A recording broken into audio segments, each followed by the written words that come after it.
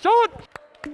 Preparations are underway for the NBA season to tip off this month. There are new vaccination rules in place for players and staff, but not everyone wants the jab, including Canadian NBA star Andrew Wiggins. What you think is not what I think. What I think is not what you think. This is none of your business. The Players Association says 90% of players are fully vaccinated, and those that aren't will have to follow strict protocols, including distanced locker stalls, increased testing, and not being able to eat in the same room as vaccinated teammates.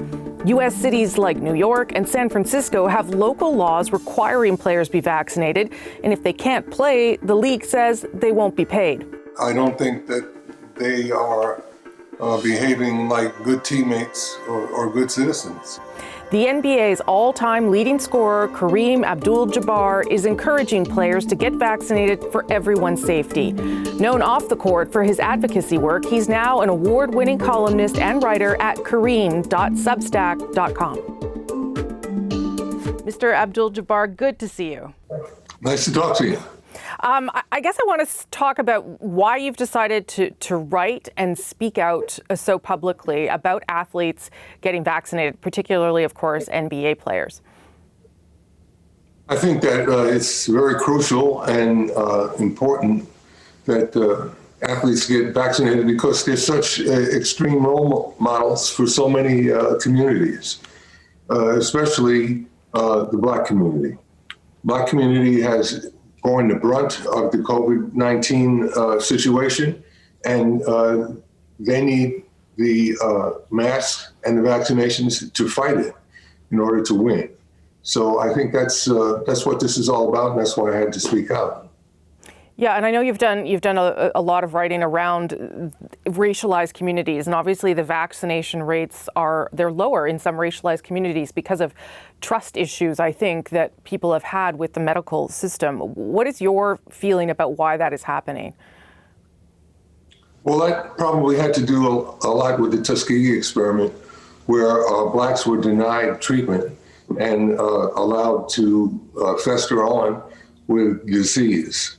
In this situation, Black people need the treatment and they need to go get it because it's what's going to effectively fight the COVID-19 situation. So you have two different situations, and Black people have to educate themselves and know what's going on, understand that the vaccines are either effective or they're not effective. They are both effective and safe. So, we've got to get moving on this. Andrew Wiggins, I'm sure you know, is a Canadian player for the Golden State Warriors. He applied for a religious exemption. It was refused. He won't explain to the media why he refuses to get the vaccine. What would you say to Wiggins if you were his teammate? Well, I would just tell him to, speak to someone who knows about contagious disease. Any doctor that he knows, anybody that he trusts, his pastor, he can ask them about it. The same pastor that he hopes to get the religious exemption from probably would agree that the vaccinations are necessary and effective in fighting this COVID-19. Do you think that NBA players, and the vast majority are vaccinated, we should say, but do you think that the NBA players who are not vaccinated should have to explain why they're choosing not to, or what is behind their decision? No, they don't have to explain anything, but if they don't want to get vaccinated, I don't think they should be allowed to play. They are putting people at risk, their teammates, their own families, and the people that their teammates and families know. All of those people could be contaminated by one incident. So we have to understand that and do the right thing. Get vaccinated, wear your mask, and let's get past this moment. There have been a lot of new restrictions brought in the NBA, obviously, to try and mitigate this. A distance in the locker rooms. If you're not vaccinated, you've got to eat in a different room. Is that even feasible? I mean, if you're a team and you're traveling and you're trying to, work together, are those restrictions even something that are manageable in the long term? Of course, and one thing that everyone should understand, the NBA has an educational unit. So they'll be happy to go talk to Mr. Wiggins or any of the other people who are skeptical and explain all of it to them so that they understand what's going on, so that they don't have to be intimidated by ignorance. This is just someone trying to be a good teammate, with his family, with his actual NBA teammates. That's what it's all about.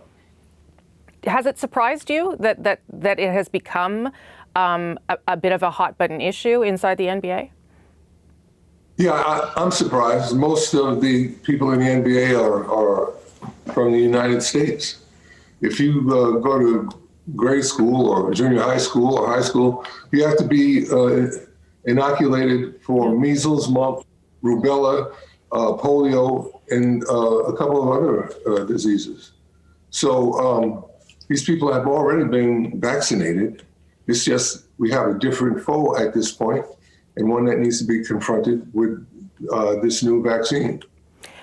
Other than you, would you like other people to speak out? I noticed Mr. James, LeBron James, has said he's vaccinated, but also has said, I'm not going to push people. It's not my job to push people to get vaccinated. And I wonder what you think about that, whether it is, in fact, the job of leaders in the NBA to push people to go ahead and do it. Well, the season gets ready to start right now. At this time of year, the season is starting. I'm sure Mr. James wants to focus on his job and trying to win the NBA championship instead of something like this, which is a no-brainer. Protect your family, protect yourself, and we all benefit. Players that may not play, they may be docked pay, and for some people that can mean $500,000 a game. Does it surprise you that some players are willing to do that? It does surprise me, especially if they can find out about what they're being asked to do. Yeah.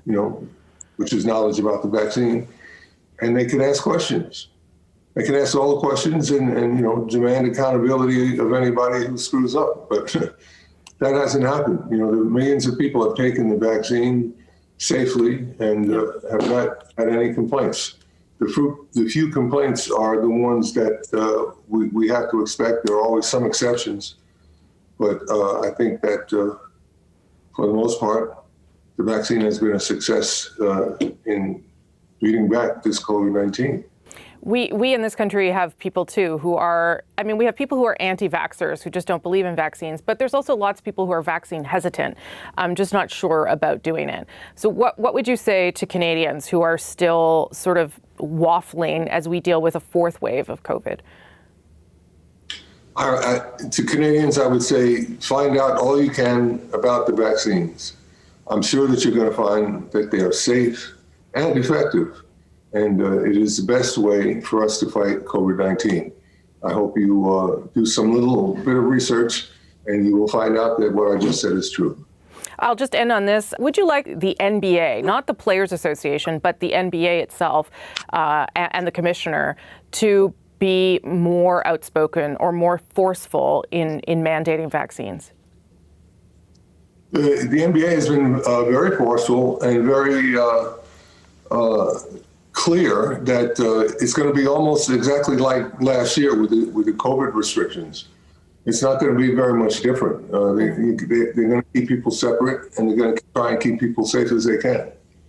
So people should know that, and they should know that anyone who misses a game will be docked a percentage of their pay.